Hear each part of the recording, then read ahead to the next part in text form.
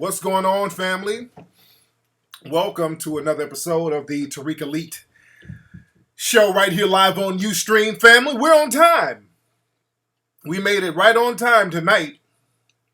7 on the dot, West Coast time. It's 10 o'clock on the East Coast. So we made it right on time. I was rushing to get to the Crizzo, and I made it. All right, I look a little tired right now, been running around.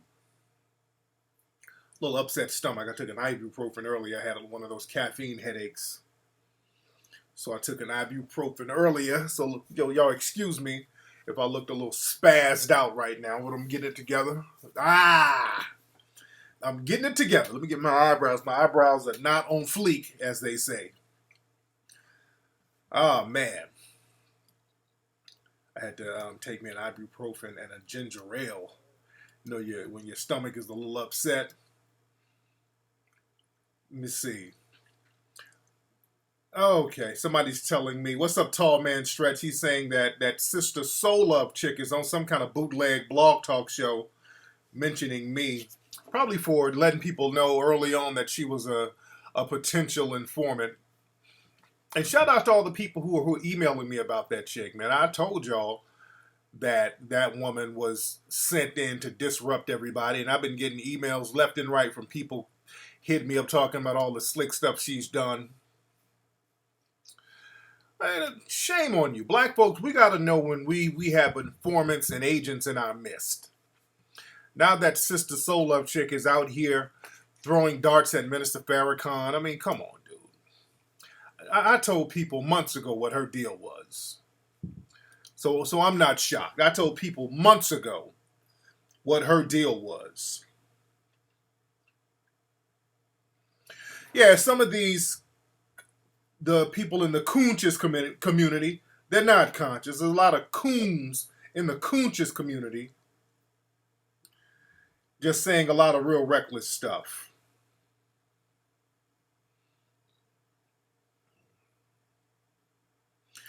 Yeah, and I'm not here to defend anybody. I'm not in the defense business. People can defend themselves. I've tried to defend certain people. And, it is what it is. But I let other people defend themselves. But I can't speak on some of these people who are supposed to be conscious and they keep up a lot of bullshit. She's a nobody goon. It's somebody that I mentioned on the show. I want to say, was it a few months ago or a few weeks ago? I told people that person was a suspected informant or an agent provocateur, and everything I said about that person has come true. So I'm not shocked. I'm not shocked. Now that Sister Soul Love chick is talking about doing a Million Woman March the same day as the Million Man March, which she's not going to do. She's not doing no Million Woman March. She's just out here disrupting shit. Ain't nobody coming to no Million Woman March with that female. She has no real following. Let's just be very real. A couple of knucklehead people who don't know no better might follow some of the stuff she says, but people pretty much know she's full of shit by now. And we got to understand in black society when we have agents in our midst.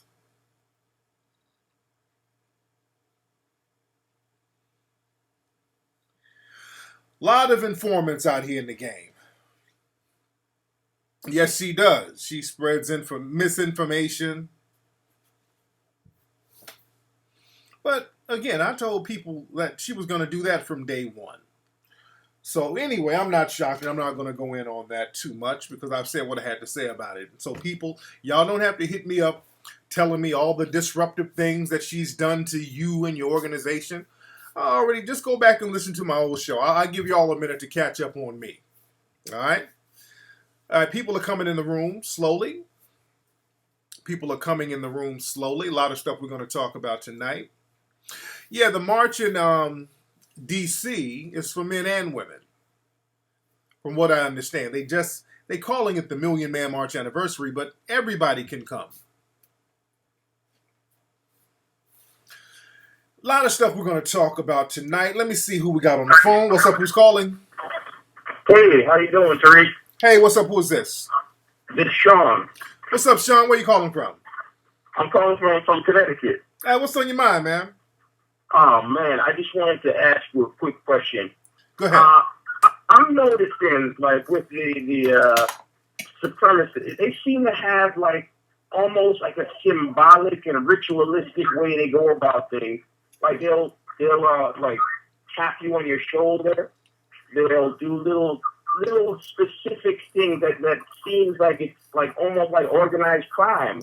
How do they learn this stuff, and where do they congregate? How do they communicate? I mean, it seems like they have another way of communicating. I feel what you're saying. I feel exactly what you're saying. Did you listen to last week's show? My show last week? Yeah, I did. You saw the debate that I had with that person that we suspect of being a white supremacist. I call him a white supremacist suspect. You heard the debate?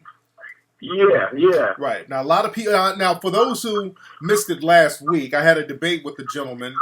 I forgot his name, but he has a radio show somewhere, and he has a lot of white supremacist talking points. I lost the second part of the debate from last week, but I found it and I put it up on YouTube. So part 2 is up right now if you guys missed part 2 from last week. But a lot of people were talking about how well I handled him in the debate. The thing is, I just know what the white supremacists are going to already say, because they don't really say anything out of the norm. They all stick to a script. And what they do is have a code. And that's why it seems like everything is so organized with the white supremacists or the white supremacist suspects, because they know how to get on code immediately when they deal with us. So they know how to say the same things, do the same things, have the same reactions when they deal with us, because they almost learn through osmosis. It's important for them to have a code of conduct. So what they'll do, they'll listen to people like Rush Limbaugh, Hannity. This is where they get a lot of their talking points. And also they have their different message boards like Stormfront, Reddit, that's another white supremacist hub.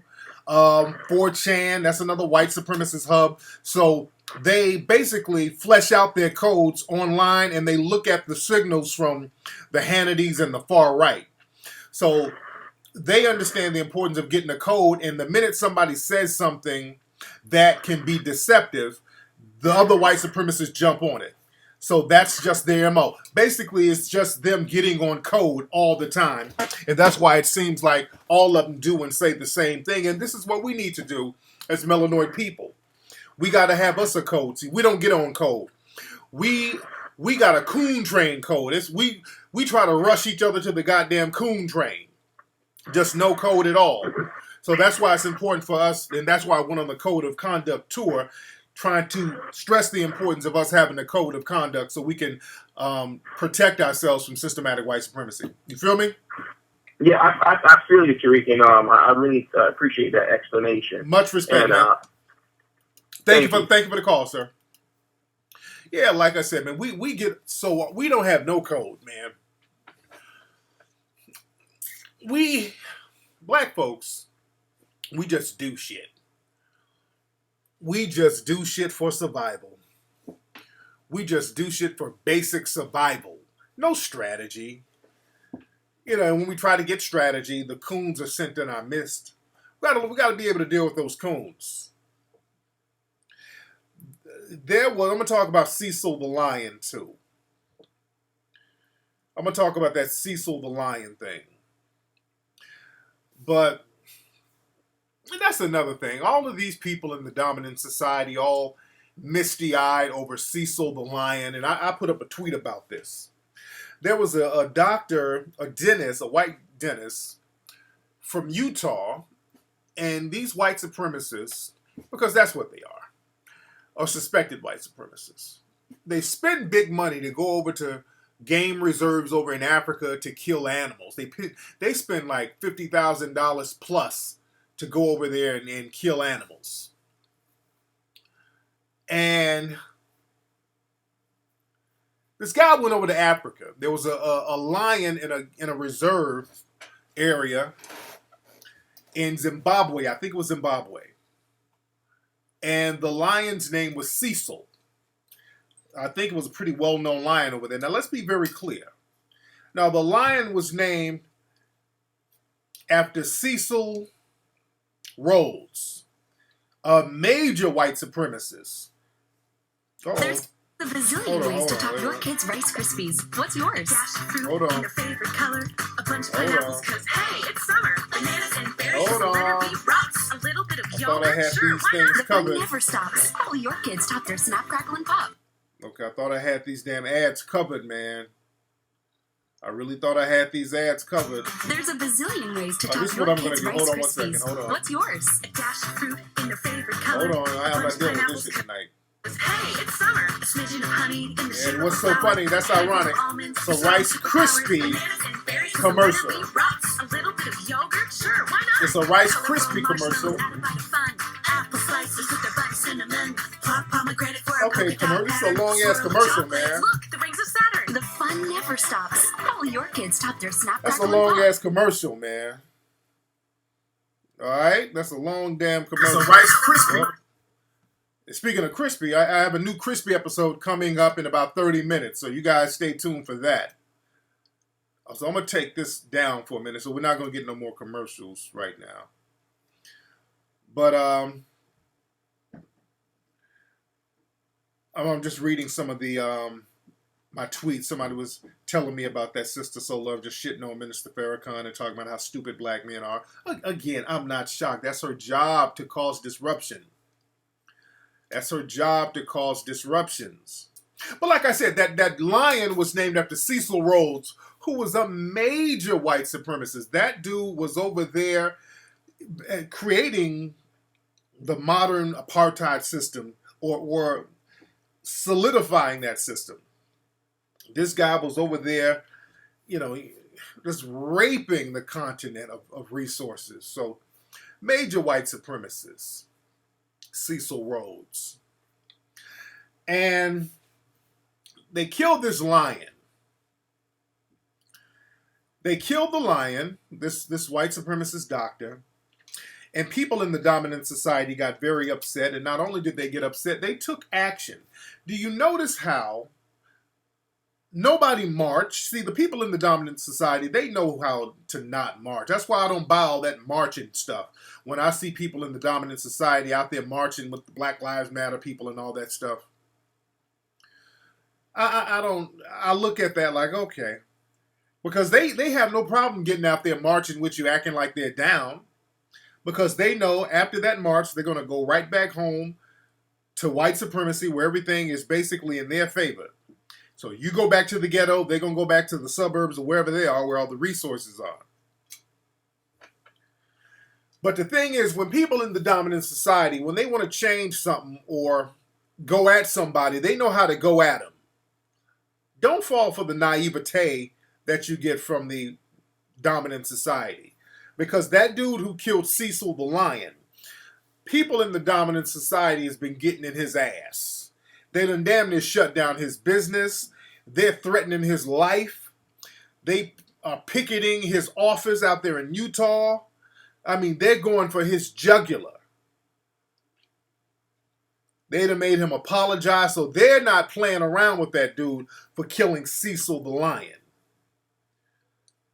And what's interesting is when black folks and black children are out here being slaughtered, the people in the dominant society, how come you're not attacking these officers who's doing this? How come you're not attacking Pantaleo or the Darren Wilsons or the cop who shot Tamir Rice? You're not attacking those people because you're funding them.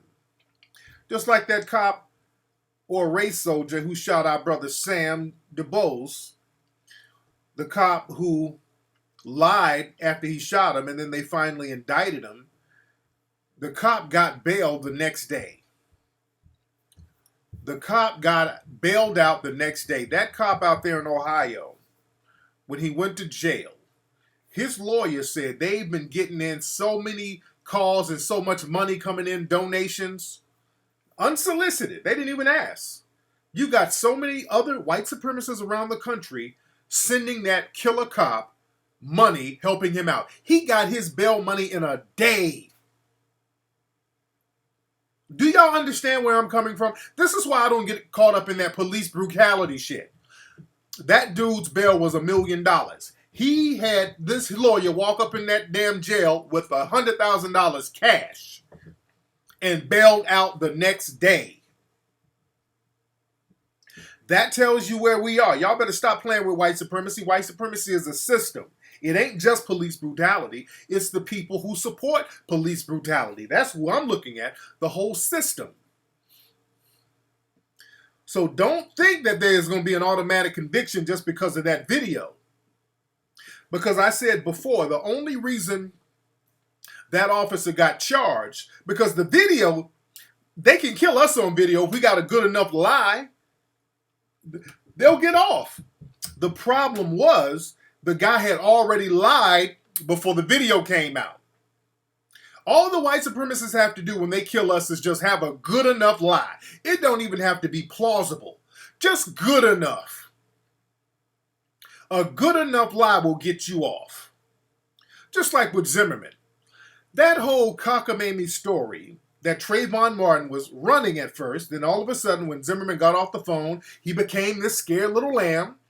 And then Trayvon Martin ran up on him talking about, hey, what's up, motherfucker? And picked Zimmerman up and beat him and bashed his head and beat him within inches of his life. And Zimmerman was screaming with a gun in his hand, help, help, and then shot him. Now that sounds completely illogical. But it was good enough for the white supremacists. We got to understand we are in a system of white supremacy. That's why we need to be coded up. I don't even think Zimmerman is homeless. Zimmerman recently did an interview saying he's homeless. I don't know about that. And look at Bobby Smurda. Bobby Smurda is in jail on a $2 million bail. Didn't kill nobody. And the record label they let him sit up in there. All you need is $200,000 to get him out. That record label got his publishing. The minute he signed over his publishing, he goes to jail.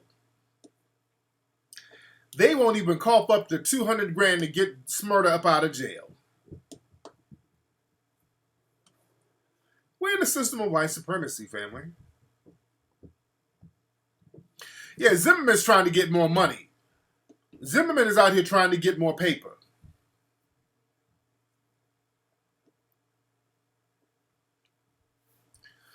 Let's see who we got on the phone. What's up? Who's calling? What up, Tariq? This is Andre from Jacksonville. What's your name, man? What's your name again? Andre. Andre, where you calling from? I'm from Jacksonville. Andre from Jacksonville. What's on your mind, Dre? I had a statement to make, then I had a question. Kind of need your help. Go ahead, man. But it was funny because I was at work, and my customer who always comes in, he's like, hey, do you really believe that these cops are out to kill these black kids? And I was like, honestly, yeah. And he just goes on this cool rant, and I'm just like, all right, I'm not going to sit up arguing and lose my job. Yeah. So the next week, I go on his phone, tell me when there's a Rush Limbaugh app. I was like, oh, man. That explains everything. Crawling with coons. We're just crawling with coons, man. Hell yeah. And what's worse is an older coon. Yeah. You can't change those. Yes, indeed, man. All right, man. Thank you for the call, man. Oh, I forgot my man had a second part, but I'll get you later on, man. Call back. I forgot you had a second part, brother. I forgot you had a second part to your question, brother. Man. But, we live in a system of white supremacy, man. That's something that we got to deal with. What's up? Who's calling? Hello. One more time. All right. But like I said, we're going to play a new Crispy episode pretty soon. I'm waiting on the room to get packed all the way up. But let's talk about I want to talk about that Meek Mill's Drake situation. Not too deep into it. But for those who don't know, and people who've been sitting under a rock, Meek Mill and Drake, they were kind of going at it. Meek Mill tweeted some stuff about Drake and a whole bunch of other people. Drake, the rapper, came back and replied with one reply that was so-so. Then Drake came back with another reply that has some pretty good punchlines to it. And then Meek Mill tried to come back. He finally gave his response about 4 days later, 6 days later, and that shit fell flat. Now, some people say it was a fake beef. I don't know if you fake putting out something whack and jeopardizing your reputation. And this is a lesson. I don't know. I don't think it was fake. This is a lesson, family. Life lesson. We're going to talk life lessons. And pretty soon I'm going to go on a life lessons tour. I just want to talk about life lessons. But understand life lessons. You don't want to be a sore winner. You don't want to be a sore winner. You got to know how to win. Sometimes you got to know how to win. And Meek Mill, I guess he's been used to being an underdog for so long. Meek Mill was winning. Meek Mill, right now, before the beef, Meek had the #1 album, the #1 record. Meek is dating the top female entertainer in the game right now, one of the hottest female entertainers in the game. He got Nicki Minaj, and not only that, he took her from somebody on some boss, your chick chose me shit. So the way he got her was on some real Mackin shit. So you winning right there. You winning right there. Now your name is all in the media because you're in a power couple relationship. And I want people to listen to this. I want you to feel this. And I hope Meek Mills get to hear this too. You're all over the place. Your name is all in the media. You're that dude. You are that dude right now. The dumbest thing Meek Mill could have did was start going at people. Because now you already winning, dude. You got to just sit back and maintain your win. When you're winning, you're supposed to carry yourself like a boss. You're winning. You here, man. You got the hottest record, so you here. Ain't nowhere else to go. You here. So now it's all about maintenance, brother. When you get to a certain level, you got to maintain that level. You ain't got to compete with nothing. You got to maintain. The worst thing you do, family, when you are winning, you don't take shots at folks. You don't start taking shots, especially on some petty shit.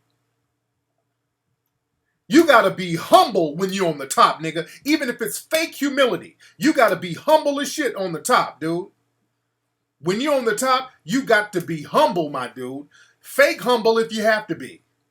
Just like you see people win awards and then they have the whole little fake humility thing. Inside, you can be gloating and beaming in the whole nine. But when you're on top, man, you gotta humble that thing down. Like when you get an award, you're like, hey, wow, you know what, 10 #1 album awards. Hey, man, this is my 10th Grammy, man. I'm so thankful. Hey, you know what? This award is for all of my runner-ups. This is for everybody. You know, because without you, you've influenced me, and you know, I'm fans of yours as well. You know. So I'd like to thank all of you. This is our award. I'm going to keep it at my house, but this is our award. You got to be on that shit, man, when you a boss. When you winning, you got to be on that shit when you a boss. You got to humble that thing down. You got to be a gracious winner, man. You got to downplay it because now when you on top, on a subconscious level, people want to see cracks in your game. Because now there's other people who want your slot. There's people foaming at the mouth for your spot now. So now you got to be humble so people don't see where you're coming from. Can y'all see me or not? Somebody, can y'all see me? Some people say they can't see me. Rain 206 says she can't see me. Can y'all see me? Let me know if you can see me or if Rain is fucking with an Acer computer.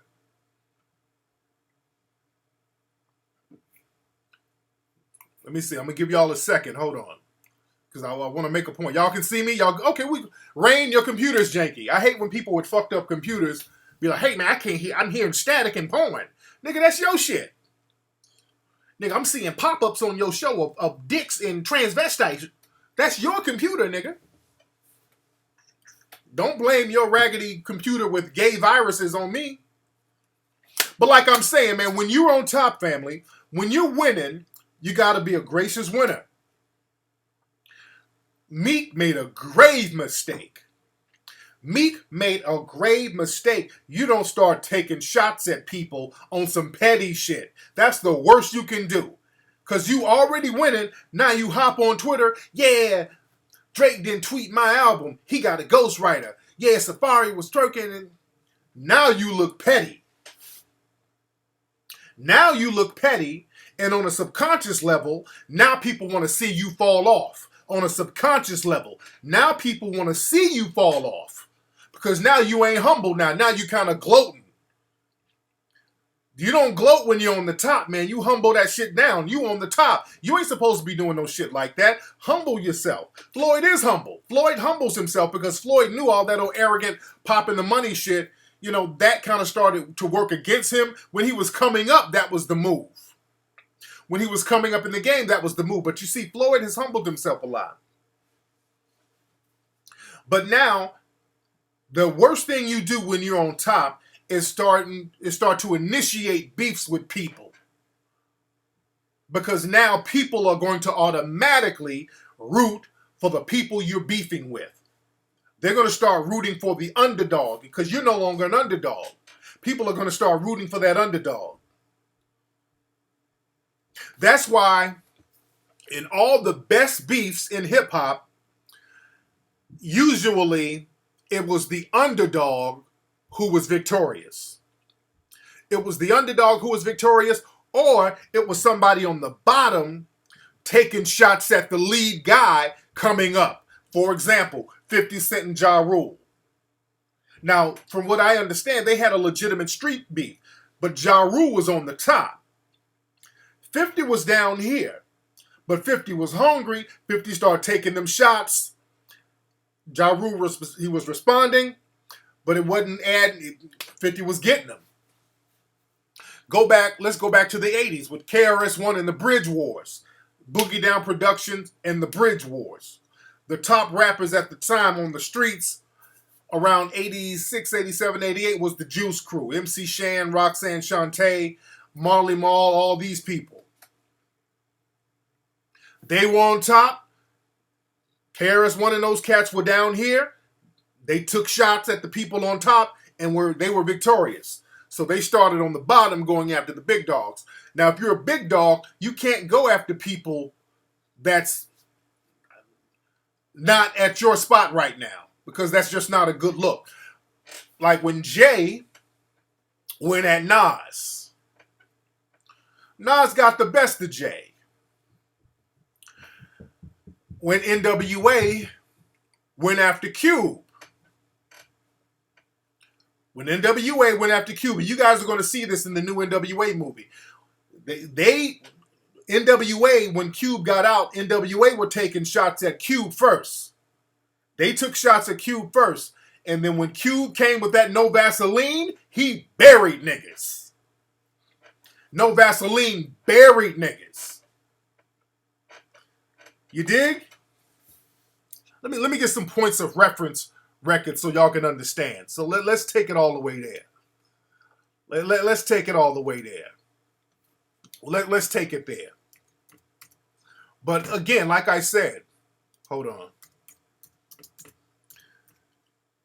In the 80s, you had MC Shan, who is the guy. He made a song called The Bridge. MC Shan had a song called The Bridge. That was a hot song on the streets of New York. And Shan was that dude in New York at the time. And KRS-One and Scott LaRock, these dudes were just coming up in the game. And they wanted that spot. So they came out with this right here.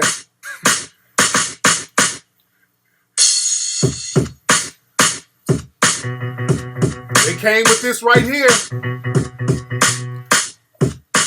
This was a response to The Bridge.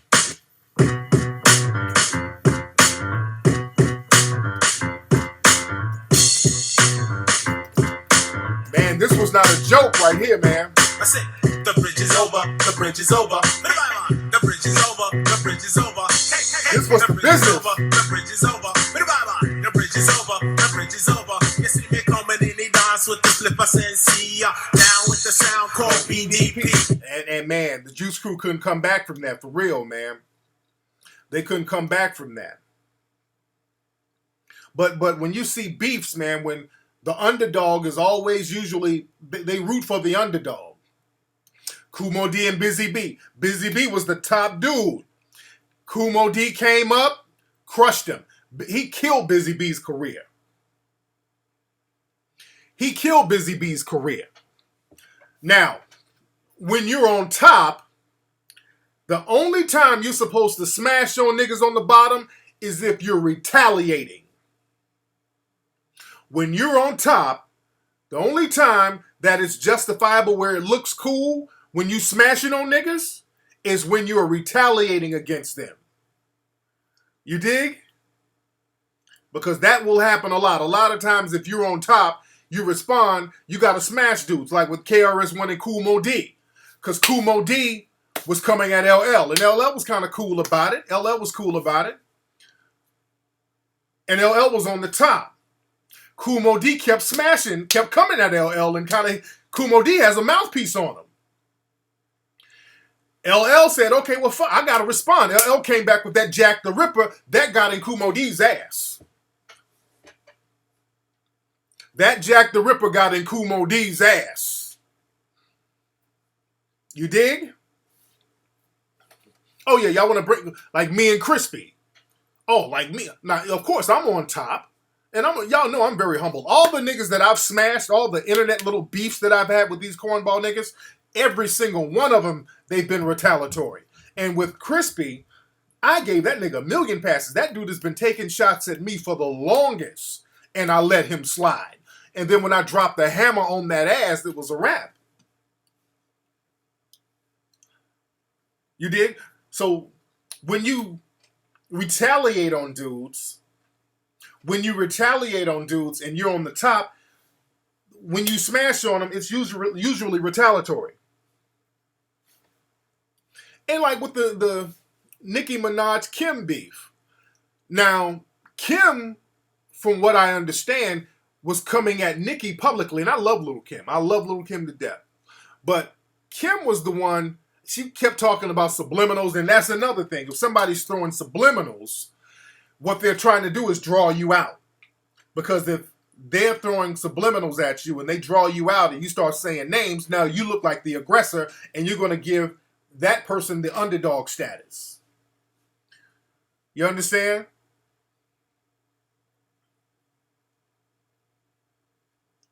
So you got to be very careful about that. Just like with Tupac and Biggie. Now that stemmed from some real street shit. With Tupac and Biggie, Tupac felt like he was set up by Biggie's folks. Biggie didn't let him know that Cass was trying to get at him like that. That was a legitimate beef. That was very legitimate. That was very legit. So Pac came out. Fat motherfucker. West side, bad boy killers. This right here is one of the coldest diss records ever. First, don't fuck your bitch in the clique you claim. West side, when we ride, come equipped with game. You claim to be a player, but I fucked your wife. This one of the coldest diss records ever. Plus, Puffy trying to see me weak. Hearts are rip. Biggie Smalls and Junior Mafia, some more ass bitches. Dude, that's one of the coldest diss records ever. That's one of the coldest. Hit 'em Up is, I would in the top 3. One of the greatest battle raps diss records ever. Because Pac wasn't doing no subliminals. There was just no subliminals in that. It was all straight up calling out.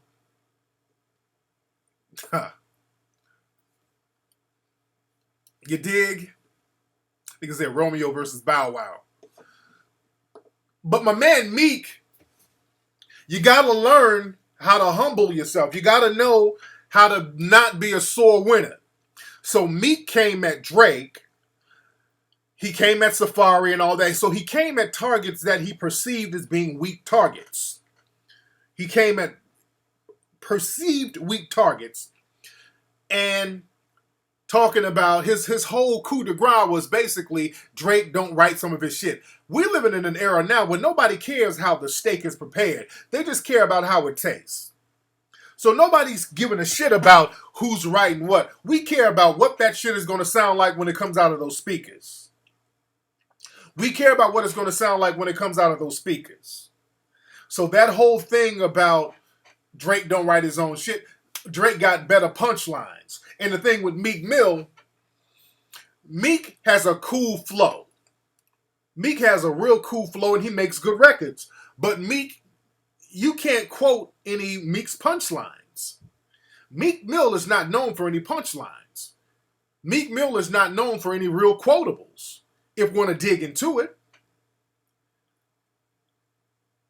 So Meek kind of got in over his head because what happens, the worst thing you can do to certain people is put them into a competitive situation. Now the whole world is watching, and what happened with Meek Mill, there was too much anticipation built up over the Meek Mill situation. There was too much anticipation built up over the Meek Mill situation, and Meek Mill's quotables are not that thorough. His quotables are not that thorough because you just can't quote some real heavy shit Meek Mill says like, oh, damn, Meek Mill just really went in on somebody. And I'm not shitting on Meek Mill. Meek Mill makes good songs. But he don't really have no hellified punchlines. So now you got all this anticipation built up and Meek Mill waited to respond. And then when that response came out and it was real mediocre, people was like, oh, shit, man. Oh, man, then people start clowning him. So now Meek Mill has become a damn international punchline. My man became an international punchline overnight. That's not a good look, man. You don't want your brand to be associated with you being a joke. Everybody's going in on Meek Mill, clowning him now. That's the worst thing you can do, man. You on top and you put yourself in a position where now you're getting clowned. So when you're on top, man, you don't start taking shots at dudes on the random like that, talking about, well, they didn't tweet my album, so I'm a clown them. No, you supposed to act like a boss, nigga. You on top. Be a boss. Because now, with Meek Mill, he took a loss like that from Drake. So Meek is proverbially bleeding in the game. And when you bleeding, the other sharks are out there watching. So trust and believe. There's other cats out here in the game right now that got bars from Meek Mill. Niggas' pen games are on point right now, ready to do some damage to Meek. They're ready to go in on Meek. I guarantee there's a whole bunch of cats out here who got their pen game ready for Meek Mill right now. Because Meek took a loss, and when you take a loss, man, especially in the rap game, you got dudes ready to get at you, just like with Joe Buttons. Joe Budden said he got some rhymes for Meek. Joe Budden said, look, I got about 70 bars ready for Meek Mill. There's a whole bunch of other cats got bars. Like KRS-One used to say, whenever there's a rapper in the top 10, he writes diss records just to have them. He has a whole bunch of diss records that he wrote ready for him, just for practice. And another thing, too, this is another valuable lesson. Black people, stop sleeping on the light-skinned niggas. Y'all think that these light-skinned niggas are easy wins. That's another thing. See, a lot of people, especially Meek, like, I'm dark, I got more street cred, all that old bullshit, so now I can come at the light-skinned dude. Y'all gonna have to learn to not sleep on the light-skinned dudes. Some of these light-skinned dudes are about that life. Just because the nigga's light-skinned and he's sensitive and he plays kickball, don't sleep on some of these light-skinned niggas. That's what Meek Mill did. Meek Mill thought that I'm gonna get this light-skinned Canadian nigga, clown him, get me a couple extra brownie points on the net, and Drake put on his little do-rag and start writing his little rhymes at night. Y'all stop sleeping on the light-skinned dudes, man. Light-skinned dudes are not automatic wins. You dig? I learned that a long time ago. I got in a fight with a partner. Well, not a partner, man, an associate. A light-skinned nigga in the streets. Nigga named Rick. Years ago, I got into a fight with this dude on the street. Now, this dude, I didn't really know him. We were kind of hanging out because he was a friend of a friend. So that's how we kind of hung out a little bit. And this nigga Rick was a D-boy street dude, light-skinned nigga, green eyes, Jerry curl. We both had curls. I had a curl too at the time. And, you know, Rick looked like he looked like, I would say, who did he look like? A cross between Ice-T and the DOC with a Jerry curl. And he had the Raiders hat on, you know, that type of LA look back in the day. So one day, and Rick, he stuttered. He was a stutterer. What's up, Flex? He was a stutterer. And one day, this nigga Rick, and I guess he was, you know, he was more of a thug dude because being a light-skinned dude in the hood, you gotta kind of be about that life. So Rick was in my car one day, and I think I got pulled over, and the cops left, and I think I got a ticket. Niggas said I was fighting on the barge, and I was about to drop Rick off home. I was dropping people off home. It was late at night. And I was about to drop him off. I dropped some other people off. I was about to drop Rick off. I got pulled over, and I just got a ticket for some bullshit. And Rick was like, oh, man, they almost found my dope. I'm like, nigga, you got dope in your fucking car right now? I'm kind of pissed off because this nigga's riding dirty with me in my ride. I'm like, if the cops would have caught me with this nigga's dope, I would have been fucked up. So I'm kind of pissed at this nigga. And I'm like, damn, nigga, you could have told me. And he kind of had an attitude that I'm mad at him. So he's like, didn't shit happen, nigga? I'm like, hold on, motherfucker, it's the principle, dude. I know didn't shit happen. But some shit could have happened, nigga. So we going back and forth. He's mad because I'm mad at him. So I'm like, nigga, get out the car, nigga. So now we having a pissing contest. So we about to get at it. I'm not about to argue with no nigga. Especially a nigga whose curl looks better than mine. His curl looked a little bit better than mine, so I was low-key hating. So I'm like, look, nigga, fuck out of here. We can get it cracking if we're going to keep going back and forth, nigga. I'm going to get this light-skinned nigga to business. Like, let's get it then. I said, all right, let's get it. So me and this nigga in the street, we toe-to-toe. Me and this nigga toe-to-toe. So I swing, and this nigga duck and put me in a headlock. I got your ass, nigga. I'm like, God damn. So luckily, I had my curl to slip out that motherfucker. I slipped out that headlock. So I'm like, okay, this ain't gonna be no close-up fight. I can't hold this nigga. I gotta go toe-to-toe with this nigga. So I'm like, okay, you know how Floyd Mayweather be kind of ducking and dodging? I was like, okay, cool. I ain't letting this nigga grab me again. All right, this is a wrestler. He's a wrestling type of fighter. So I ain't about to let this nigga grab me. So now we going at it toe to toe. I'm hitting this nigga with some good rights. I'm tearing this nigga's face up with good rights. This light-skinned nigga was eating them fucking rights. I'm like, bam, dead in the eye. And I think this nigga might have been on them primos. No, I didn't tap out, but I got this nigga in the eye. A couple of good times. He was eating them shits. I'm like, bam! Like, come on. I say, God damn. So I'm hitting this nigga with a good, strong left hook. Bam! Out. He was eating them fucking punches. And I'm just socking this dude, man. I could not knock this nigga out to save my life. I could not knock this nigga out to save my damn life. My hand's all greasy. I got blood and activator on my hand.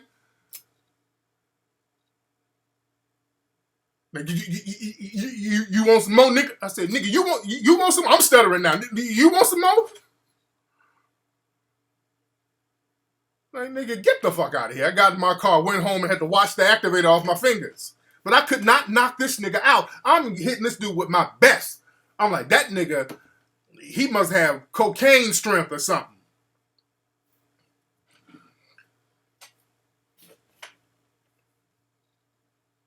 Dude, I could not knock this nigga out for nothing. I swear I'm hitting this dude all in the eye, in the nose, and everything. I could not knock this dude out, man.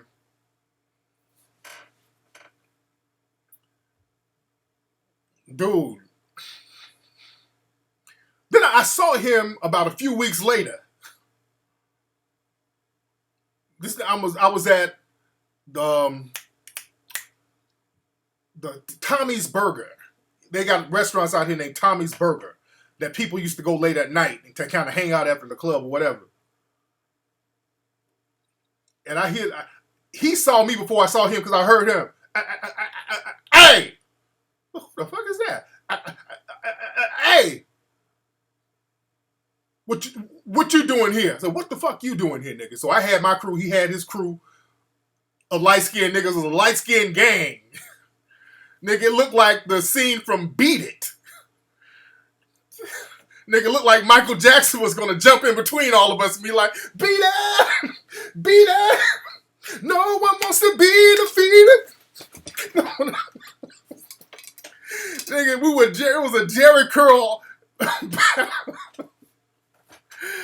It was a Jerry Curl battle, nigga. It was the craziest shit, man. Man.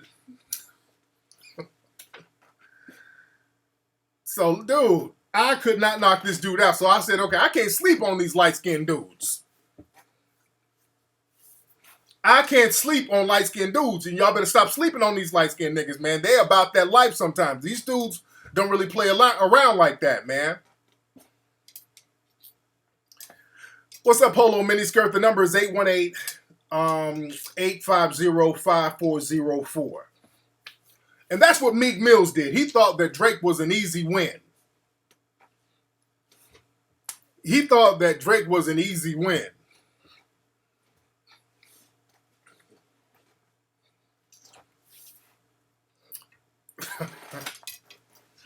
Okay, I'm going to play the Crispy show in a minute. I'm going to play the brand new Crispy episode in a minute. I'll play that in a minute. What time is it now? At 8 o'clock, in 10 minutes, I'm going to play the brand new Crispy show episode. Let me put up a link real quick. We'll play that in 10 minutes. 1 second. Let me go to my Facebook. Let me get some calls. The phone number is 818-850-5404. That's the number, fam. Call up. 818-850-5404. That's the number. Y'all call up. Let's see who we got on the phone. What's up? Who's calling? Yo, what up, Flex? What's good, baby? What's up? Who's this? Yo, this is Big J from ATL. What's happening? What's up, Big J from A-Town? What's going on with you, man?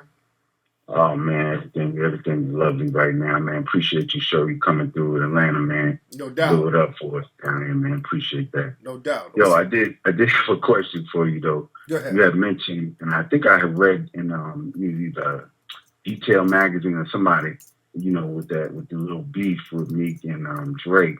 It was like, people was like, well, we don't care, like, who writes anymore. Right. And that's interesting because in the game, we come from hip hop, man. I'm from the era where we snatch cats off stage if they wasn't real. Right. But now it's like, it's crazy. Like you don't care that the person who's spitting those bars or saying whatever they're saying. Like, they never lived that life. They never did. You know what I mean? It's almost like pop music. I know hip hop now is pop music, but, it's just crazy to me, like, as far as the culture of hip hop and how it came about and the things that it stood for. It's garbage now. It's like how jazz and rock and roll and all the other art forms that we bring forth, after a while, we like, yo, you don't even want to rock with it no more. It's crazy. I don't get that. It's that's that code you was talking about. We just let the code go. Yeah, because, the shit is corporate now, man. It's all corporate now, and nobody cares about real authenticity anymore. So, that's almost an irrelevant point at this juncture. So it's all about who makes the best records right now, because we don't have any people in our community that's purist. We just kind of go along with the latest fad, and that's not how we used to be. You understand? So, it is what it is. It is what it is. But thanks for the call, bro. Yes, indeed. So we got Crispy, the new Crispy episode coming up in 7 minutes. Let's see who we got. What's up? Who's calling? Hey, what's up, Tariq? This is Derek from Texas. What's up, man? What's on your mind? Hey, I had a question about business, man, about a company I'm with. I want to get a little bit of advice from you, if I can. Go ahead. Appreciate it. Hey, I'm an accountant at a business, man, and it's a small business, and I'm pretty good with the owners. The deal is that the owners are going to sell the business and probably lay off 70% of the people, and I'm one of the few people who are, privy to the information. Okay. And, I got some friends at the company, care about the folks, I want to kind of put them up on game. But at the same time, I don't want to, go tell them that information and kind of jeopardize my position until I, sort of plan what I'm going to do. So I don't really know how to handle it. I know I should probably keep my mouth shut until I get a little away from myself and get up out of there. But, I feel some type of way not letting the folks know that, they're probably not going to have a job in about a month or so. So what you think about that? I would say, man, find some people that you're cool with, that you're really cool with, and kind of low-key let them know that, because you don't want to tell a motherfucker who's a coon, give them that information, and they go back telling on your ass. Wow. You dig? That's what you don't want to do, and that's what happens a lot, man. We start telling people what the plan is, and then these niggas take that and use that against you, because we got too many coons in our midst to start looking out for everybody like that, because we don't know who's down. So find somebody who you know is down, somebody who's cool with you, somebody who you know could use the information, and just kind of low-key tell them off the job. Wait till if you got like a relationship with them off the job, that's cool. But I would say just kind of keep your mouth shut on the job, because you don't know if the people on top got some bedwenchers out there in the mix to fish for information, because a lot of these companies, they got their coons and bedwenchers out there trying to fish for information from everybody. You dig? So you got to be real careful with that. You feel me? I dig that, man. I appreciate it. Much respect, fam. All right. Yes, indeed.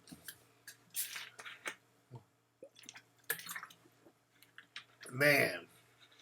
You thought that was Derek the white supremacist? Nah, that was a brother right there. Yes, indeed. Shout out to Atlanta. And again, my Code of Conduct lecture tour video should be available for instant download in about a week or so. I'm still going to put that up. I didn't forget about that. I'm going to put that up. Shout out to the show Power. If you guys don't have stars, you guys have to watch Power. That is hands down the greatest show on television. Absolutely love that show. Absolutely wonderful show, man. Y'all need to be on there checking out Power on the Stars Network. You say Meek is really simping with Nicki. No, my man Meek just don't know how to win right now. My man Meek does not know how to win right now. My man Meek does not know how to win right now. He has to understand when he's winning and how to act like he's winning and act like you're supposed to win. No, all that stuff about Meek Mill and Nicki breaking up, that's some shit from them fake websites, man. Y'all got to stop reading those fake-ass websites. All right. Okay, what time is it? All right, we got a few more minutes. Getting ready for the brand new Crispy Show episode. Now, how many of you, if you're not familiar with the Crispy Puppet Show, press 2. If you're not familiar with the Crispy Puppet Show, press 2, family. If you are not familiar with the Crispy Puppet Show, if you don't know what it is, if you're not familiar with it, press 2. Let me know who you are. Aldridge says she is often the subject of catcalls when she goes running. Hold on one second. If you are not familiar with the Crispy Puppet Show, press 2.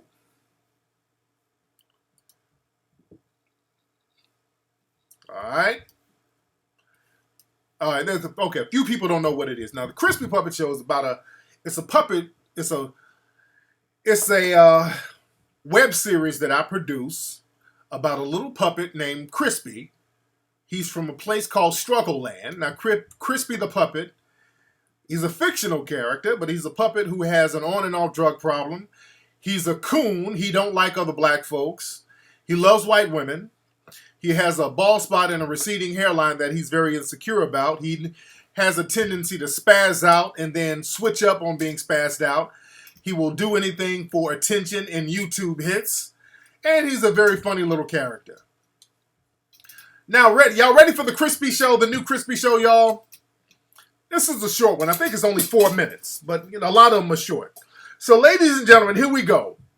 Without further ado, here is a brand new episode of The Crispy Show.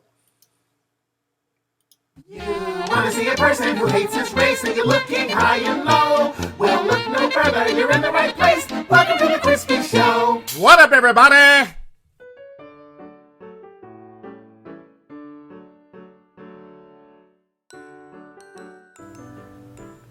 Hotep, everybody. It's your boy, Crispy. Welcome to the show, everybody. Now, everybody, I just went on a Motel 6 conference room lecture around the country, everybody, and it was a complete flop, everybody. Y'all sons of bitches did not come out and see Crispy, everybody. So I had to change my hustle, everybody, because I see the cooning market is now oversaturated, and there's too many coons, everybody. So I changed my hustle, everybody, and now I'm pro-black, everybody. And I got a turban on, everybody.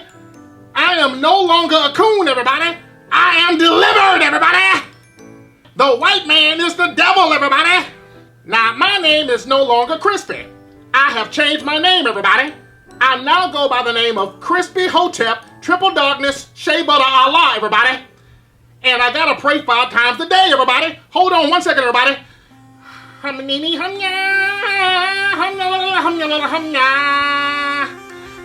Anyway, everybody. Now, right now, everybody, I'm selling bootleg Hidden Colors DVDs, everybody. And if you buy 3 Hidden Colors DVDs, everybody, I'll throw in a bottle of Egyptian musk for you for absolutely free, everybody.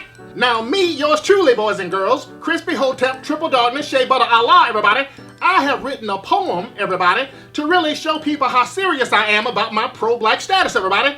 Now, let me read my poem. Here it goes. The revolution is coming, everybody. The cracker must die, everybody. My hairline is receding, everybody.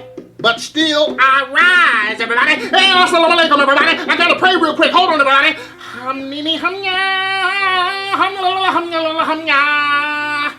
Sorry about that, everybody. I gotta pray 5 times a day. I got 3 more prayers, everybody.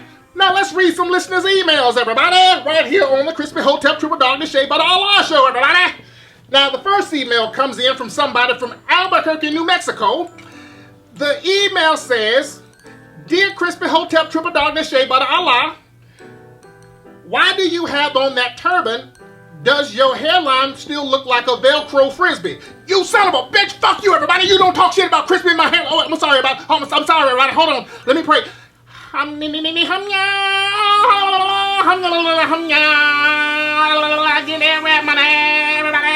Let's read another email from one of the listeners, everybody. Now, this listener is from Pasadena, California, everybody. It says, Dear Crispy Hotep Triple Darkness Shea Butter Allah, everybody. You are too black to have on that light turban, everybody. You look like a dusty-ass penguin. You son of a bitch! How dare you talk shit about Crispy, everybody? Fuck you, everybody. I'm sorry. I gotta pray, everybody.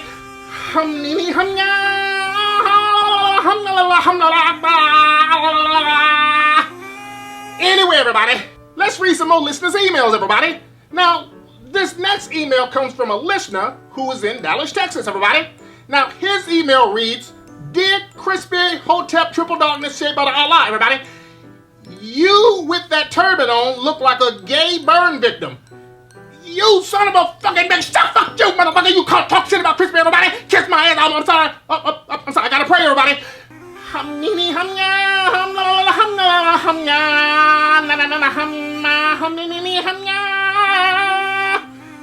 Anyway, everybody, let's read one more listener's email, everybody. Now, this email, it's from a female, everybody. Her email says, Dear Crispy Hotep Triple Darkness Shea Butter Allah, I am a white woman, everybody. Oh, well, damn, everybody. I think you are so sexy, Crispy. Too bad you hate white people. I would have loved to get with you. You know what? Fuck this turban, everybody. I ain't mean none of that shit I said about white folks, everybody. I'm sorry, everybody. I didn't mean nothing I said about white folks, everybody. The coon is back, everybody.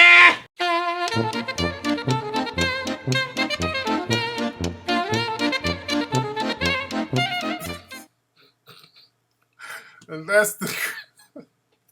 that's the new episode of the Crispy Show. Crispy Hotep Triple Darkness Shea Butter Allah. There we go. And you guys can go to the YouTube channel. Hold on, let me find the YouTube channel for the Crispy Show. Hold on 1 second. hold on 1 second. Let me give y'all the link. Let me give y'all the link to that so y'all can go to that page. And don't forget to go to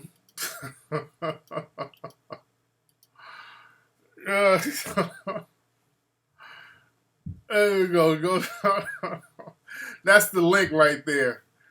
Go to Crispy Puppet on YouTube. That is the link right there. Share that on your page.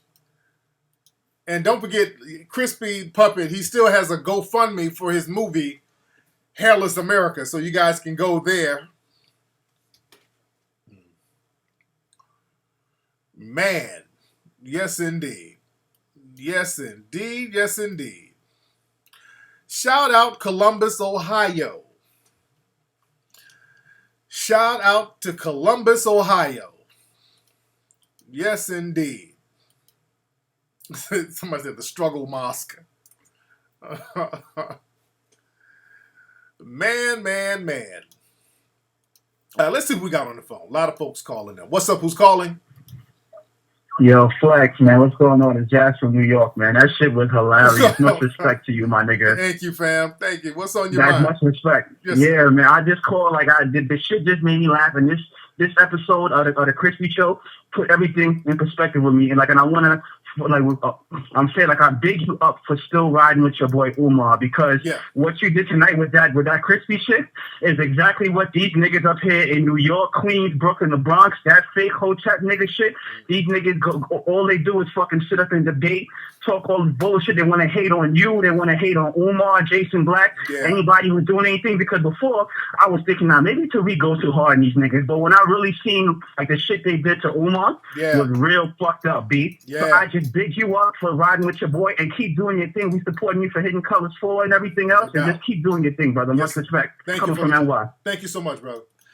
Yeah, I got to do some more filming for Hidden Colors. I'm bringing this sister in that I met over in Holland.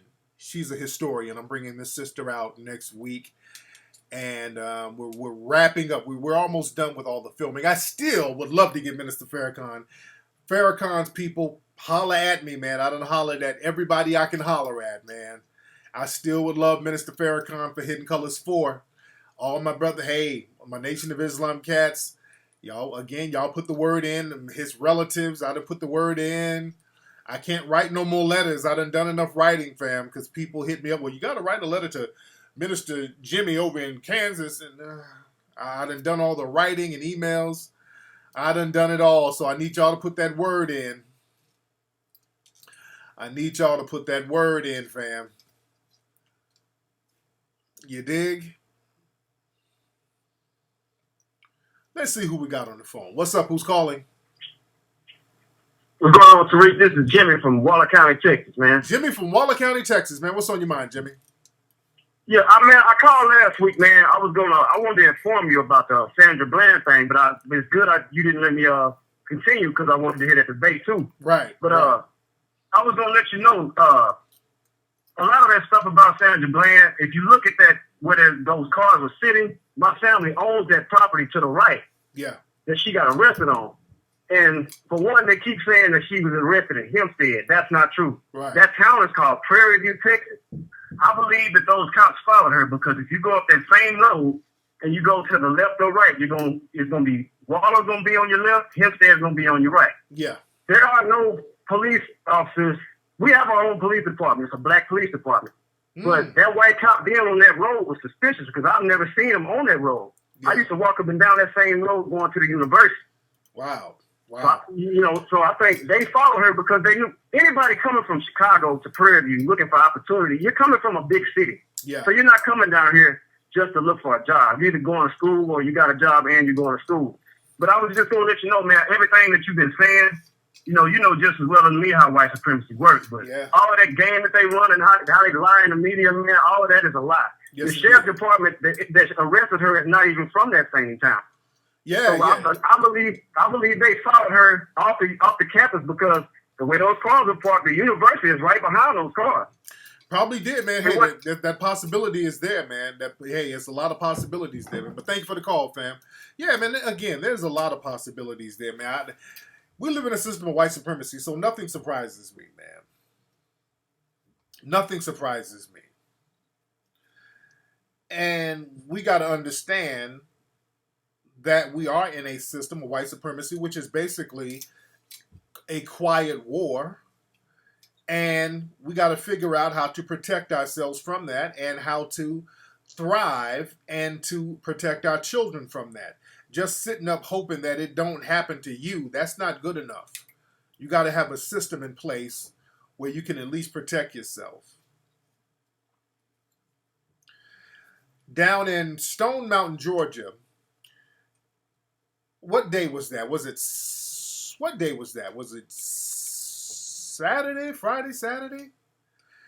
They had a Klan rally in Stone Mountain disguised as a Confederate flag supporter protest. All that was a Klan rally without the sheets. Down in Stone Mountain, Georgia, right outside Atlanta, a couple of days ago, these white supremacists went out there,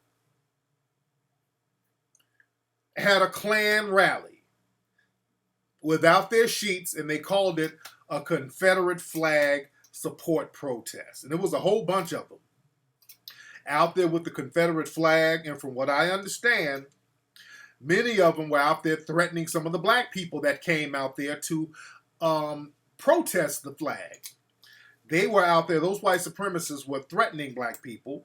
There were armed white supremacists out there in military uniforms. There were armed white militia groups.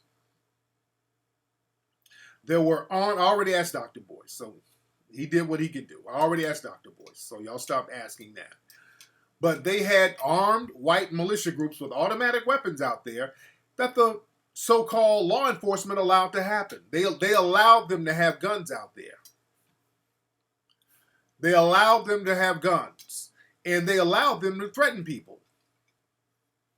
They were pulling guns and they were threatening black people out there.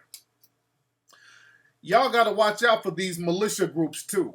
Because what will happen if some shit goes down, they will deputize those militia groups. While black folks out here turning up and partying every 5 minutes, these people are in the woods practicing. They read books like the Turner Diary, which I'm going to do a show about that pretty soon. I want y'all to really understand some of the literature that's out there that these white supremacists circulate with each other. Let's see, hold on. Call back, brother. What's up? Who's calling? Hey, what's going on, Tariq, man? It's Mark calling from Baltimore. Hey, man, what's on your mind, man? Man, what's going on, man? I just wanted to call you and tell you, man, you're a funny ass nigga, man. I heard the interview you did with the chick from out the city here, man. Oh, she is a coon, man. I don't know what the hell she was talking about. I heard when you guys got into, she started talking about black people out here, they rather live off of welfare. Yeah. I don't think she ever heard of systematic white supremacy. Baltimore's been one of the most economically deprived cities for the past 20, 30 years. So she's a complete coon, and she do not represent the sisters out here at all. There's a lot of conscious sisters out here who try to do good work and don't really look for any reward. Yes, indeed. But that chick, man, she is a bed wench to the fullest. Wow. And thank you for the call, man. And for those who don't know what my man is talking about, on my last podcast, I did a conversation. I wouldn't even call it a debate because that was me schooling her.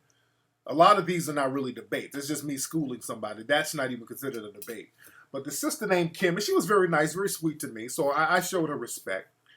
Some people might say she's a Negro bedouin. She has a white husband, and I knew she had a white husband because she was going back and forth with me on Twitter, and she was really defending white supremacy. And I had her call up to the show. We had an hour-long conversation, and she was talking about how black people need to stop being dependent on welfare and black people having kids out of wedlock and all that. But the funny, ironic thing was her white husband, who's 20 years older than her, ain't nothing wrong with that. He's 50-something. She's in her 30s. This white husband of hers has a bunch of black kids out of wedlock. He goes around knocking up black women, and his ass has a whole bunch of... He got like 5 out of wedlock kids, little mixed kids running around. So it's like, okay, you're condemning black folks for having out of wedlock children, But you're sitting up here with a suspected white supremacist who's doing the same thing. You dig? So that's why when people have all these rules about why they won't date certain black folks, black men and women get into this facade. They're like, I won't date no white woman, or I won't date, these sisters ain't cutting it. And then they go to a trailer park and get a white woman. Like she's cutting it. And these sisters say, I don't want to date these brothers. They got a bunch of kids. And then you go date a white guy with 20 mixed kids all over the place. Just say you want somebody white. Just say that. Shit. Ain't nothing wrong with that. I never condemn people for your dating choices, but don't be a bedwench and don't be a coon. Don't be an NBW. And she was cool. I'm not no insult to her. She was very cool, very cordial to me. Very cordial. And she's hustling. Because when I was dropping game on her, she got it. She got it. That sister wasn't dumb. A lot of these people who y'all think are coons and all that, they play the coon role. They know better. They know better. They're just saying shit so they can get resources. They know what the white supremacists want to hear. And I can tell with her, she knew that I knew she was full of shit. I knew she was just regurgitating those talking points so she can maintain her position. Let's see who we got here. What's up? Who's calling? Hi, this is Fatima. Hey, Fatima. How are you, love? I'm well. How are you? I'm good. Where you calling from, Fatima? I am calling from Chicago. Oh, okay. What's on your mind, Fatima? I have a question. Well, I need some advice because I don't know where I went wrong in some kind of situation. So I just need you to tell me. Oh, what happened? What's up? Well, I work with this other black female at my job, and we're the only two black girls there. And we work for this white woman doing body waxing. And I noticed this girl was very, she's big on bringing politics to work. Now, I used to work in corporate America, so I kind of understand that whole, it's kind of a taboo to do something like that. Right. And she's a black chick? She's a black chick, right? Yeah, she's black. So a lot of things, you know, what's been going on lately with the whole Confederate flag and Sandra Bland and Mr. DuBose, all, you know, that's been happening. So I consider that like kitchen table talk. We kind of don't, you know, just don't bring it to work, especially, you know, when you know who you work for. Yeah. So she's bringing all these issues, you know, she's bringing this to work. And one time when we were together alone, I just told her, I said, hey, you know, you may want to be a little mindful when talking about these kind of politics. Just know who you're working for. And, you know, I said, we work for a white woman. Not only that, her husband is a lieutenant for the local police department. Wow. So he's dealing with this too. And I said, I just, you know, regardless of what your views on it are, and I said, trust me, I really agree with you on all of this, but you shouldn't really bring it to work just because, you know, just knowing who you work for. Right. I said that can make you a target. You know, if you really care about this job, it'll make you a target. Right. So she gets really defensive with me, and I kept trying to just tell her like, hey, you know, don't take it out on me. I'm just trying to let you know, like you shouldn't really talk about this here. Yeah. But anyway, no more than 3 hours went by before she goes back and tells this woman. I was just about to tell you. I was like, she's gonna go back and tell everything, and she already did it. Okay. She did, and so I had a feeling she was going to do it, so I just kind of prepped myself to be confronted by my boss at the time, and, you know, my boss the next day confronted me like, hey, did you tell her, you know, don't talk about politics at work? I said, and I was very upfront with her. I was like, you know, yeah, I said, first of all, I understand you're more on the Republican side, and, you know, I just kind of, I let it, not all out, but, you know, in a very diplomatic type of manner, right. And you know, she goes, well, you know, I try to be as fair as I possibly can. I said, well, you know, with your husband being a lieutenant for the police department, you know, you're kind of on his side. And I understand that, you know, if it was you know, roles were reversed, I'd probably be a little bit more biased too. Right.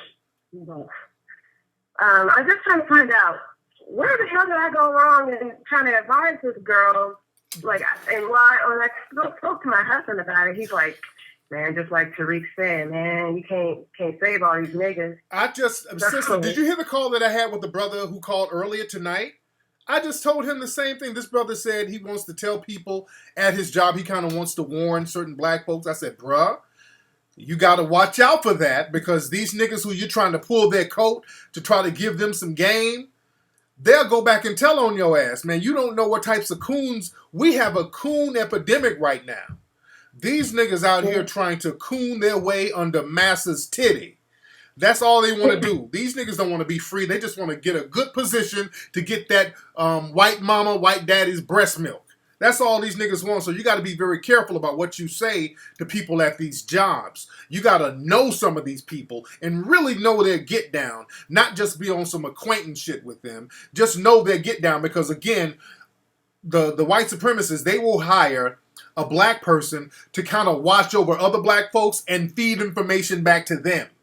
Their job is to look over you and feed information back. So you got to be very careful about what you say at these jobs. I wouldn't have said nothing to that chick out there bedwenching and talking all that dumb shit. They were trying to just talk that dumb. She was trying to talk that dumb shit so that she can get a reaction to tell on you. She couldn't wait to tell on you. You understand that? She couldn't wait. She was so glad when you said something to her about, hey, you need to chill out. She couldn't wait. Oh, she could smell the butter biscuits when you told her. Oh, she, ooh, those biscuits, oh, they're going to be so good. I'm going to get some jelly and honey on them biscuits. She went back and got a butter biscuit from telling on your ass. Stop talking to these coons at your job, man. If you identify a coon at your job, that nigga is the enemy. When they come in there talking about that, what about black on black crime? Don't try to save them niggas, man. His job, if there's a nigga at your job talking about what about black on black crime, he's hired to watch over you. Understand that. His job is to be your little overseer. He's watching over you, telling everything that happens in the lunchroom, what you do. He's telling all of that to the boss. So don't get cool with him or her like that. You feel me? I do. I understand. But she wasn't talking about black on black crime or anything. She was really bringing up, I felt her 100% on what she had to say. But it was just weird because I thought we were on the same, we had the same views. But as soon as I walk away, she just, and the way she made it seem, she goes, hey, as soon as you left, the king said this. And I was like, whoa, once it got back to me. Yeah. So now, I'm just looking at her weird now at work, because it's a real, it's only like four of us, really, five of us that work here. You got to look at this bedwench every day, man. Look, some of us are just too far gone, man. That's just the name of the game. All of us are not on the same page.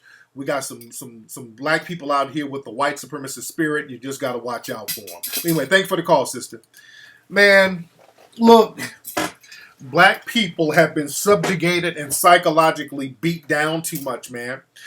I was talking about that rally, that Klan rally disguised as a Confederate flag support meeting out there in Stone Mountain. Now, understand this. Let me show y'all a picture. Understand this. This was a Klan rally of people out there talking about these white supremacists. We want to maintain our flag, and they were literally threatening black people.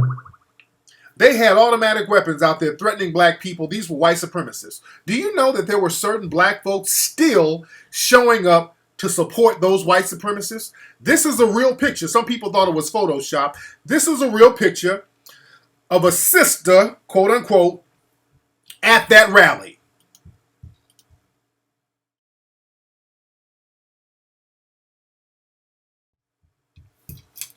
And I posted that on my Facebook page. Her name is Frida something because the news actually interviewed her. They interviewed her on the news.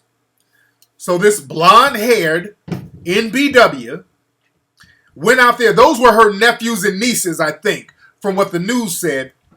I think they were her nephews and nieces, I think. She went her ass out there with her blonde hair, supporting the Confederate flag with all of those white supremacists out there. Just imagine you working with that person. Just imagine that person is your coworker. Do you really need to be telling that person anything? See, you got a lot of people just like her on your job, man. You got a lot of people just like her on your job. You got to watch who you say certain things to. Look at the little boy. Look at that little boy, though. Don't he kind of look familiar? Tell me who the little boy looked like, though. Hold on.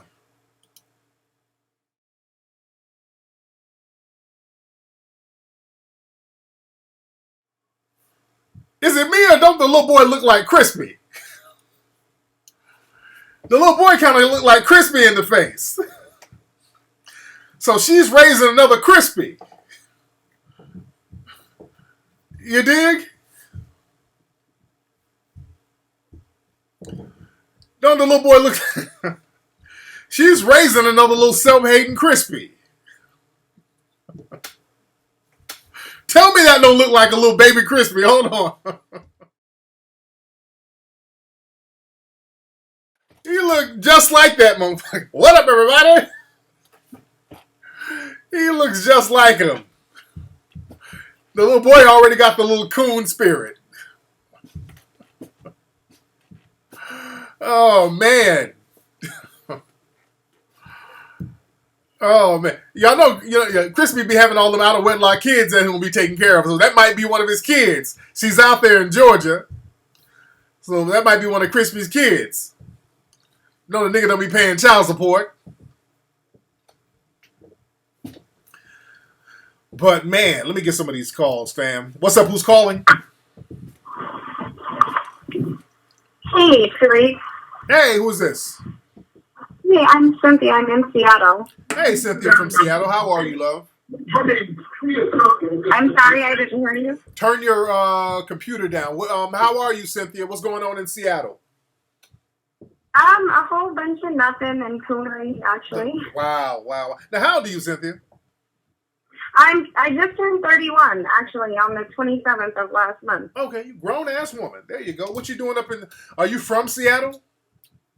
No, I'm actually from California. Oh, what part of California are you from? We are actually from LA. I was born in San Pablo, but I lived in Detroit for a while, too, actually. They say, who is we? Your parents or your husband? Who's we? My family. Oh, okay. Yeah, I live. Yeah, I still have family out in LA. Oh, okay. It rains too much in Seattle for me, man. Way too much. But we've actually had weather in the 90 degrees, so it's been okay. Okay. So what's on your mind?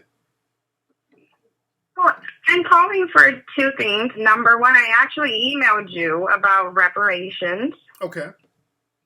Because I traced my ancestry, and part of it leads back to a slave owner who was a very wealthy man in North Carolina. Oh, wow. He died.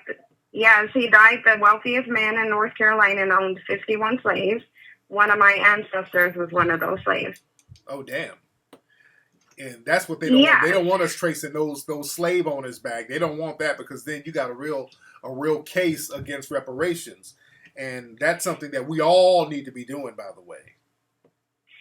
Exactly, and that's why I emailed you, because I wanted to try to start a movement to encourage Black people to trace their ancestry and get on board so that they, too, can find. I'm sure a lot of Black people can trace their roots and find a plantation.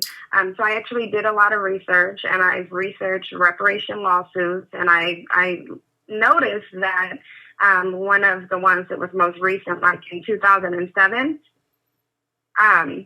it actually got dismissed because they couldn't find a connection between the person filing the lawsuit and the company they were going after. Oh, wow.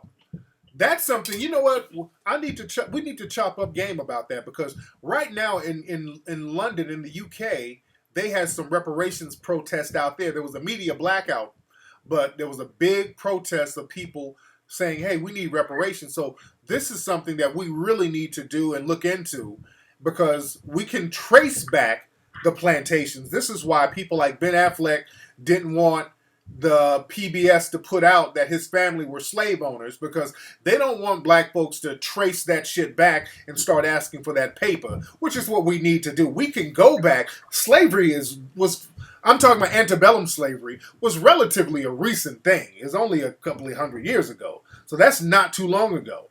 And we can trace some of the plantations, and we can trace some of the wealth and where it went. And this is something that we do need to get into. So I didn't see your email, but it was probably at one of my other email addresses. But I'm gonna check that out and see what's up. What was your other question you had? Oh, my other one was going back to this. I know it's a little late. I tried calling before to actually discuss it when you were talking about Sandra Bland.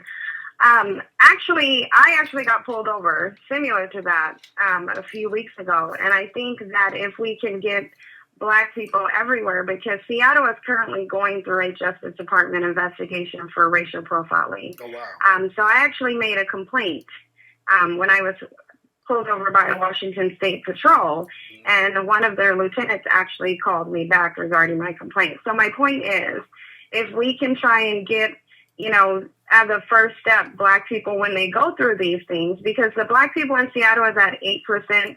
The amount of traffic stops and violations that they're issued is about 20 to 30. Yeah. So that obviously shows, that there's racial profiling, which is what I discussed with one of the lieutenants. Absolutely. So anyways, as a first step, if we can get people to actually start making complaints, yeah, then I think that will be a step in terms of like actually making some change.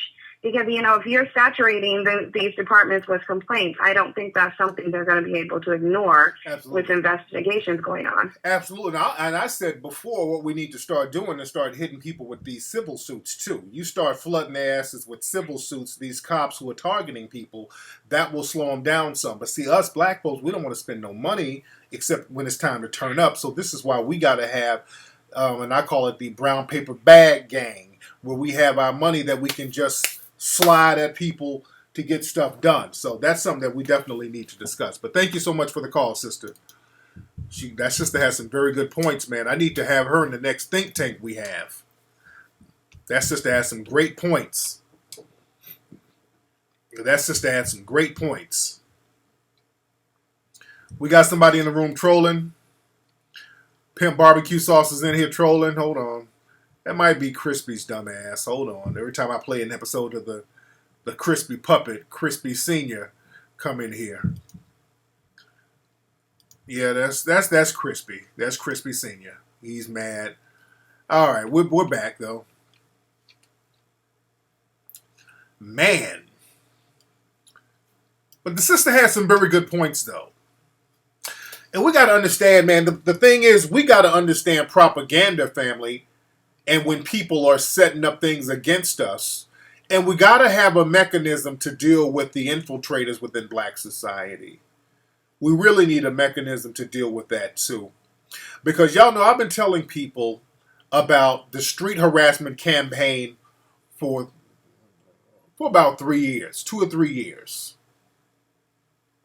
I've been vehemently telling people about that street harassment campaign. And what have I been saying for years? What's up, Ola? Shout out my man Ola's in the house. Everybody say what's up to Ola. I've been telling people for years, this street harassment, what they're going to try to do, they're going to start promoting this street harassment, and then what they're going to make happen, they're going to make it illegal for brothers to talk to people on the streets. I said it a million times. People said, oh, I'm crazy. Oh, they would never do that. I had a coon professor a year or so ago call my show telling me how impossible that was. Y'all remember that doctor? He was a professor somewhere in Ohio. I forgot his name. Dr. Jason or something like that. He was a professor in Ohio somewhere. And I was trying to say, hey, man, they're going to try to make it illegal for Black men to speak to people. If you speak to somebody, they're going to make it illegal. They're going to make it a crime. When you, Jason Johnson, that's right. I've been telling people this shit.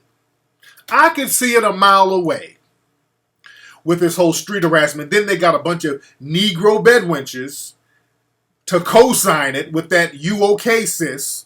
And y'all got to watch out for them because some of those are those same Black Lives Matter people. See, these people, these Negro conspirators, They get out here and work with the white supremacists to get laws in against us, and then when we get hurt by those laws, those same Negro bedwenches go put on a Black Lives Matter t-shirt and be out in the streets protesting. Can't have it both ways.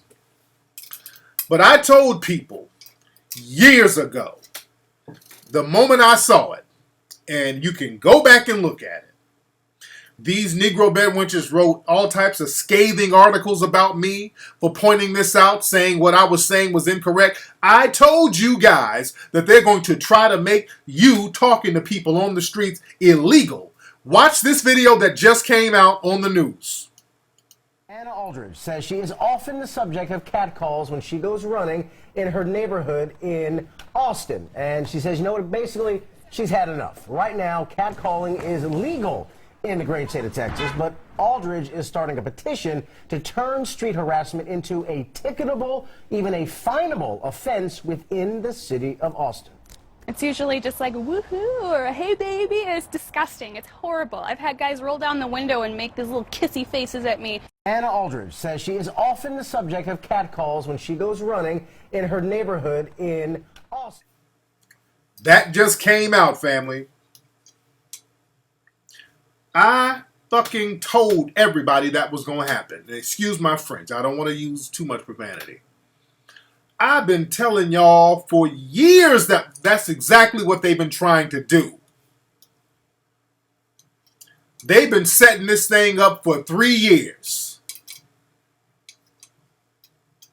They get these little haggard-looking white supremacist females talking about, oh, everywhere I go, I can't go running nowhere. Oh, these guys just harass me. I told y'all they were going to do that, and they said they're trying to make it seem just like it's harmless. Oh, we're going to make it ticketable or finable. If you can't pay those tickets and those fines, you're going to go to jail, man. They're bringing back those old Jim Crow laws. So now if you look at, because now what's catcalling? Catcalling is anything. That's if you look at somebody, they can say that's street harassment. So now, and y'all know that that street harassment, it's racially biased. We know it's racially biased. The Holla Back organization, they got in trouble for having that video of the white lady walk around and they had a bunch of men hollering at her and they edited all the white dudes out and it made it seem like it was nothing but black men harassing the women. There was another blog that had the face of street harassment, had nothing but black men on there. This is something that's going to further criminalize black men and women. I've said this from day one, and everything I said about this thing is coming true. I told y'all they were going to start trying to figure out ways to get laws with this shit, and anytime you see a Negro bedwench co-signing that, that is the enemy. That's a traitor to black society. Because these law enforcement people are using anything to target black men and women out here. And for any Negro or Negress to co-sign and help them white supremacists do that, you are a damn traitor. They've been trying to do that for 3 years.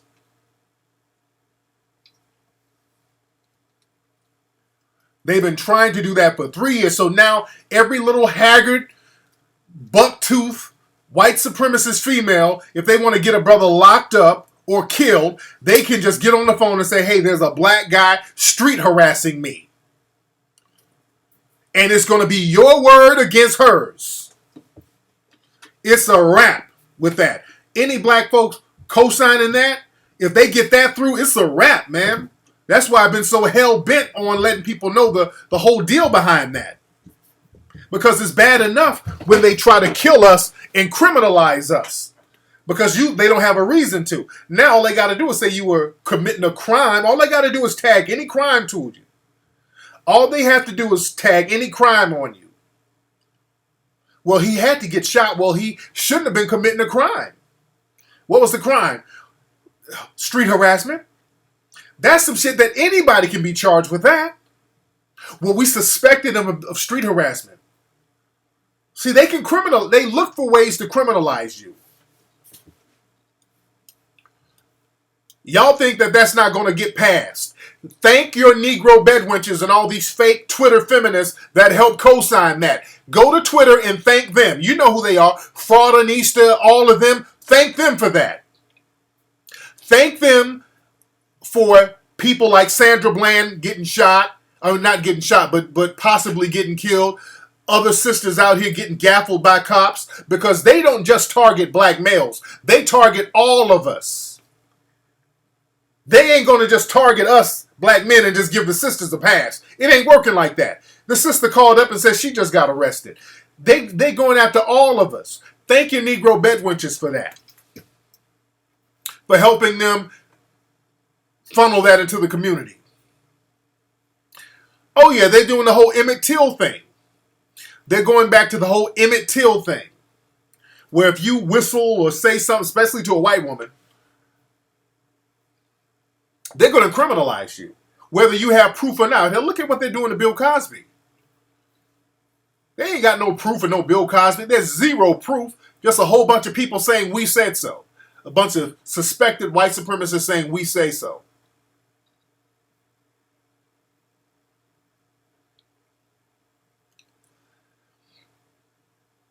But I told you guys years ago that that's what they were going to do.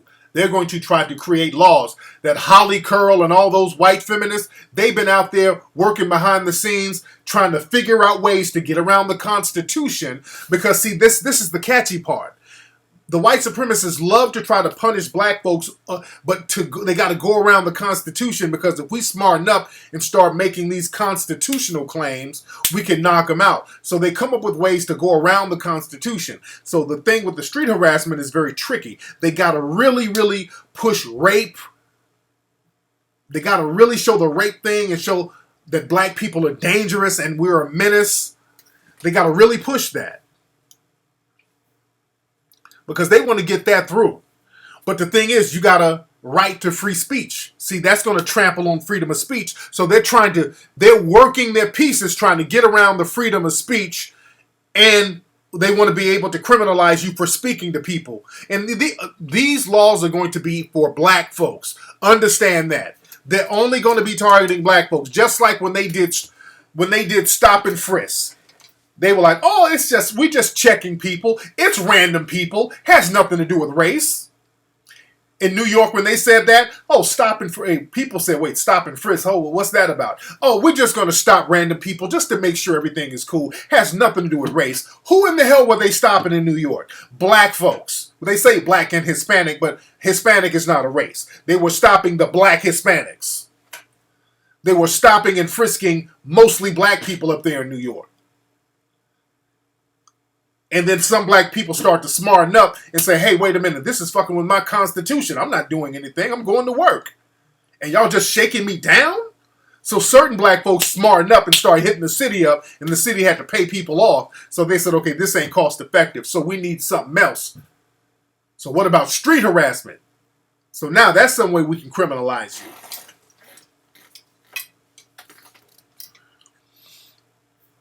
Man, y'all better understand this game, dude. What's up? Who's calling? Hey, this is Joe, man, out here in Memphis. Hey, Joe in Memphis. What's on your mind tonight, man? Man, we just had a shooting. You're going to hear about it probably tomorrow on the news. A police officer, white guy, he got shot. I heard about that. I heard about black dude. I heard. Did they ever find the black guy? No, they ain't got him yet. They got the guy he was with. He turned himself in. And he ratted out the dude, gave him the information, told him he didn't have nothing to do with what it was. The dude was buying some dope, and the police rolled down on him. And I guess the driver was he was the one selling them, and the dude was getting the dope. He had a piece on him. Plus, he also had he was on parole for a bank robbery. Oh, damn. So when the cop came up or whatever, the driver or the dude, the dope dealer or whatever, he didn't, he was just trying to serve. And the cat who was buying, he had a piece with him, and him and the cop got in an argument. I think the cop wanted his ID, and he didn't want to give up his ID. He was like, I'm a driver, I'm just, they got in an argument, a dispute, whatever. So he got out the car, and this is where it gets fuzzy. witnesses are saying that the cop, assaulted him or whatever, or tried to apprehend him. Right. And the guy pulled out a piece, and the cop didn't know he had a piece, and the guy, he shot the cop up, and then, he broke out. Damn. Okay. So the guy, we got a black police lieutenant, and he's been on TV, man, talking about Black Lives. You guys always talking about Black Lives Matter. I saw that coon say that. I saw that. Yeah, man. I mean, he's just making a big. He's like, what they got to do with Black Lives? He's like, all lives matter. We got a black mayor. The black mayor's on there crying and talking about this guy, his family, and his tragedy. But this is my thing. We don't even know what happened. We don't, exactly. I need to see more evidence. So I'm not condemning. I don't know. I don't know if that was a race soldier trying to kill the guy. I don't know what happened. Yeah. So I need more evidence. Just like they say so to I'm us. like, okay, if the dude, how even though this guy, is on parole, how he wasn't defending himself? Right. We don't know anything. That's the thing. We do not know. Exactly. And this is what they do. Whenever the cop kills the black guy, they always want to wait till the investigation is done. They always want to wait, till we hear all the evidence. But when it's the reverse, a black guy kills a white cop, immediately his pictures on all the TV screens. The mayor comes out. The mayor's cooning. They start bringing out all the black folks to apologize, talking about some damn Black Lives Matter. They don't bring out people to apologize for the white supremacists who harm us, but they bring out the coon train, and they got to speak for us. These niggas don't speak for me. I don't know what happened, and I'm not taking no sides. I need to see more evidence, just like they need to see more evidence when we get hurt. So that's what I got to say. But thanks for the call, brother. Okay, bro. Yes, indeed. Oh, yeah, the niggas are always jumping on camera. Well, Lord, all of us ain't like this now. The Lord, shut up, nigga. We need more evidence. We need more evidence. Yes, indeed. All right, let me get up out of here, man. I got stuff to do. Let me go check on my children upstairs. It's been real, family. Don't forget to go to TariqElite.com. Get that fresh fly gear at TariqElite.com. Go to HiddenColorsFilm.com. Get Hidden Colors 1, 2, and 3. Go to MacLessons.com to get some of those pay-per-view specials. I'm going to have my lecture DVD, not DVD, but video download of the Code of Conduct tour. That'll be available pretty soon.